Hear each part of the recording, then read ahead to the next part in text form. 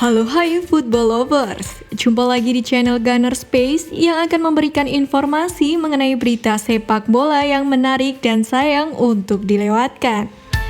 Kali ini kita akan bahas berita Asensio disarankan ke Arsenal. Situasi Marco Asensio yang tidak menentu di Real Madrid memikat perhatian dua klub papan atas Inggris. Liverpool dan Arsenal dikabarkan tertarik merekrut sang pemain pada bursa transfer musim panas mendatang. Asensio adalah pilihan utama Real Madrid ketika ditukangi Zinedine Zidane musim lalu. Namun semuanya berubah usai klub menunjuk Carlo Ancelotti sebagai pengganti pelatih asal Prancis tersebut beberapa bulan yang lalu. Ancelotti juga memakai format 3 penyerang. Dua posisi di lini depan hampir selalu diisi oleh Vinicius Junior dan Karim Benzema. Sementara satu slot sisanya diisi oleh beberapa pemain yang berbeda. Jatah bermain Asensio pun jadi sangat terbatas. Asensio baru mencatatkan 10 penampilan di ajang La Liga, namun baru 4 kali bermain sebagai starter. Catatan 3 golnya pun tidak membuat Ancelotti yakin untuk memainkannya secara reguler. Situasi ini dilihat sebagai peluang buat Liverpool dan Arsenal untuk membawanya pergi dari Santiago Bernabeu saat bursa transfer musim panas dibuka. Ketertarikan dua klub tersebut menarik perhatian ex-Madrid, Steve McManaman. McManaman juga dikenal sebagai mantan pemain Liverpool ketika masih aktif dulu. Kendati demikian, ia tidak serta-merta menyarankan Asensio ke Anfield. Malahan McManaman yakin Arsenal adalah tempat terbaik untuk sang pemain. Kalau dia harus pindah, saya bilang lebih baik ke Arsenal. Aubameyang menuju akhir karir dan Lacazette ada pada posisi yang sama dan menuju ke akhir kontraknya.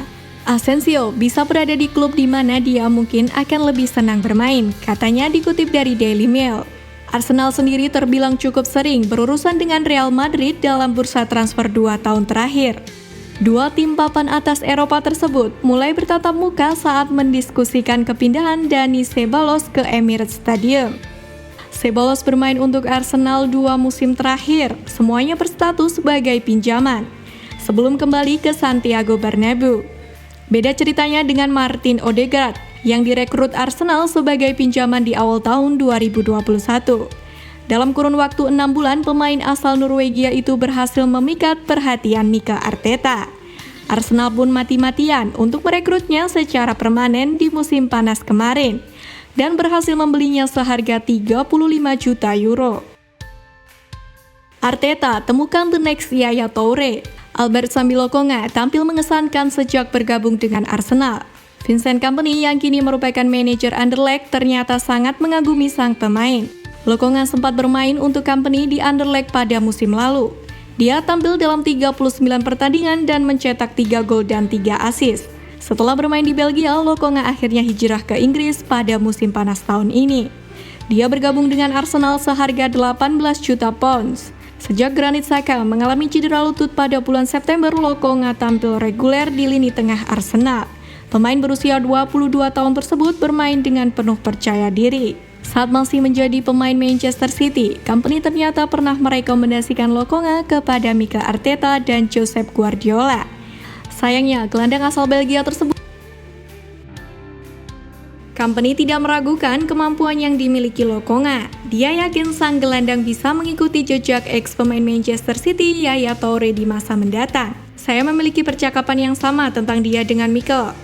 Saya masih percaya hal yang sama sekarang, bahwa dia bisa menjadi Toure baru, ucap Kompany.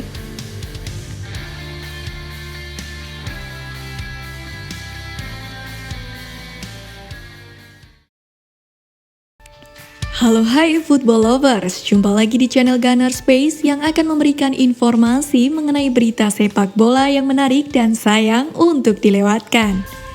Kali ini kita akan bahas berita petaka untuk Kolasinac. Bek Arsenal Sead Kolasinac harus ditarik keluar usai menerima tackle horor saat membela tim nasional Bosnia melawan Finlandia dalam ajang kualifikasi Piala Dunia 2022 Grup D pada Sabtu lalu. Pertandingan berakhir 3-1 untuk kemenangan Finlandia. Bosnia kini telah kehilangan harapan untuk berlaga di Piala Dunia 2022 mendatang di Qatar. Mereka memiliki 7 poin dan hanya menyisakan 1 laga lagi, sedangkan di posisi kedua ada Finlandia dengan total poin 11. Itu artinya mereka bahkan tidak lagi bisa mengejar posisi playoff. Insiden horor itu terjadi pada menit ke-36. Sid Kolasinac menerima tackle keras di pergelangan kakinya dari pemain Finlandia Jukka Raitala. Raitala yang bermain di klub Amerika Serikat Minnesota United memprotes wasit Inggris Michael Oliver. Ia menyatakan dirinya tidak bersalah, namun ia akhirnya tetap menerima hukuman kartu merah. Meski bermain dengan 10 pemain, Finlandia tetap terlalu tangguh bagi Bosnia. Marcus Fors, Robin Lod, dan Daniel O'Shaughnessy berhasil menjaga asa Finlandia untuk berlaga di Piala Dunia 2022. Hingga kini masih belum diketahui seberapa parah cedera Kolasinac.